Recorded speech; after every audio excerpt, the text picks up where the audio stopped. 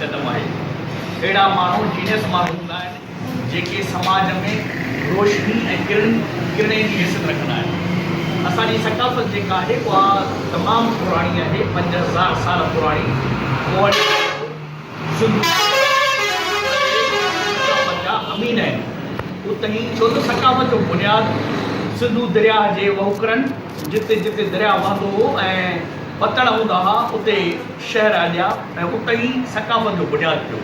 त असांजी सकाफ़त रुॻो अजरक या रुॻो टोपी या पटको न आहे, पर असांजी सकाफ़त तमामु वॾी आहे। सहब, रवादारी, महिमान नवाज़ी इहे असांजे सकाफ़त जा उञाण आहिनि। उन करे ही असांजा ट्रेडिशन आहिनि। अजरक असांजी सकाफ़त जो ज़रूरु हिसो आहे, टोपी असांजी सकाफ़त जो ज़रूरु हिसो आहे, पटको असांजी सकाफ़त जो ज़रूरु हिसो आहे। पर मोहबत ऐं प्यारु जेको असांजे माण्हुनि में आहे उहो असांजे सकाफ़त जो उञाण आहे। ऐं उन उञाण जो जेको सरवाण आहे उहो असांजो मिठाई घोट आहे, जेको सॼी सिंध खे मोहबत ऐं प्यार जो पैगाम ॾिए थो ऐं यूनिटीअ जो पैगाम ॾिए थो।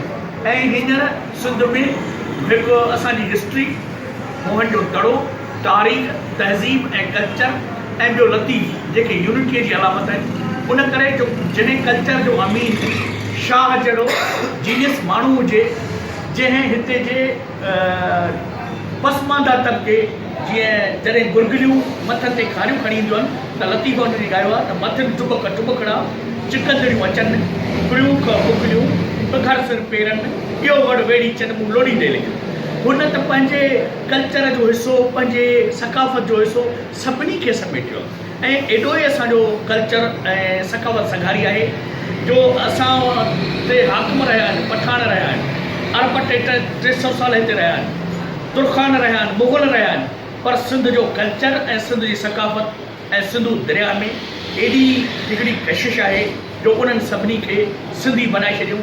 अॼु अवां वटि सिंधी पठान आहिनि, सिंधी मुग़ल आहिनि ऐं सिंध जेके सैयद आहिनि हिते असांजा वटि रहनि था उहे सभु अरब आहिनि। उन करे सिंध जो जेको कल्चर आहे तमामु वसी आहे, कैनवास में आहे ऐं आलम आशिकार आहे। ऐं उन जो अमीन लतीफ़ आहे जंहिं सॼे आलम खे साईं सदाईं करी मथे सिंध सुकार, दोस्त मिठा दिलदार आलम सब आबाद करी। जंहिं सिंध सां गॾु सॼे आलम में मोहबत जो, अख़ुवत जो, भाईचारे जो, प्यार जो पैगाम ॾिनो आहे।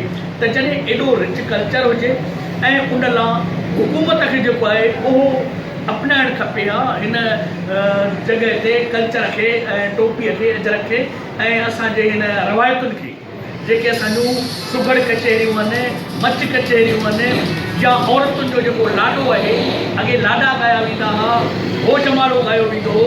इन सां माण्हुनि में हिकिड़ो उत्साह ऐं मोहबत पैदा थींदी हुई। पर वक़्तु ऐं हालतुनि सां उहे डैमेज थिया।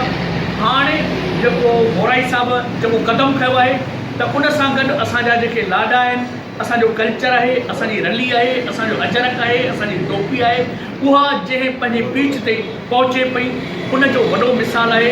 तव्हांखे कराची खां कश्मीर ताईं ऐं पूरी दुनिया में तव्हांखे सिंध जो जेको माण्हू आहे उहो जिते वेठो आहे, वाशिंगटन में वेठो आहे, अमेरिका में वेठो आहे, बर्तानिया में वेठो आहे, कैनेडा में वेठो आहे, उते पंहिंजे प्रोग्रामनि ते झूमर थो हणे, पंहिंजे प्रोग्रामनि खे। ऐं ॿियो जेको कल्चर जो वॾे वॾो हथियार आहे उहो आहे ॿोली, छो त ॿोली ज़रियो आहे राब्ते जो, कम्युनिकेशन जो।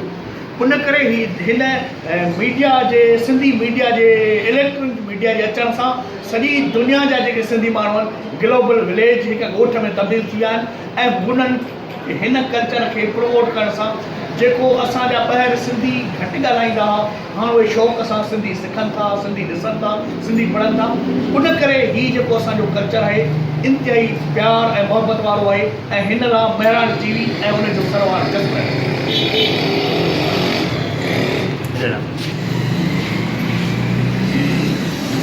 महिराण टीवी दिहाड़ो मल्हाए पई 2 डिसंबर जो, उन सां गॾु जेको तहलीम जो तहलीम बचायो इस सिलसिले में जो महिराण टीवी जे सरवान गुलाम नबी मोराई साहब जो ये ऐलान किया है। हिन ऐलान खे तव्हां कीअं था ॾिसो ऐं कीअं था हिन जे दिहाड़े खे तव्हां मल्हायो? मोराई साहब महान इंसान आहिनि, तहलीम जहिड़े हिकिड़े ज़ेवर खे बि उजागर कयो आहे। ऐं असांजी जेको सकाफ़त कल्चर आहे, सिंध जी सकाफ़त, सिंध में रहण वारा जेके बि असां आहियूं सभु सिंधी आहियूं, उन में कहिड़ी ज़ात हुजे असां सभु सिंधी आहियूं। सरकार वाज़े पंहिंजो ॿुधाए छॾियो आहे, सरकार भिटाई सरकार ॿुधाए छॾियो आहे त सिंधी जेके आहिनि से महान इंसान आहिनि, सिंध खे वधि में वधि सरकार ॻायो आहे ऐं सिंध में रहण वारा असां सभु सिंधी आहियूं। असांजी सिंध सकाफ़त सुकार सोसाइटी जंहिंजो चेयरमैन सरदार अयाज़ आहे, असां बिल्कुलु भरपूर नमूने सां मल्हायूं पिया। अॼु मोराई साहिबु वाक़ई महान इंसान जस लाइणे ऐं असां उनखे सलाम पेश था कयूं जंहिं हिन सिंधी सकाफ़त कल्चर खे उजागर कयो आहे। असांजो मान आहे, शान आहे, सिंध सकाफ़त जो शान आहे, टोपी अजरक पटको असांजी इज़त आहे।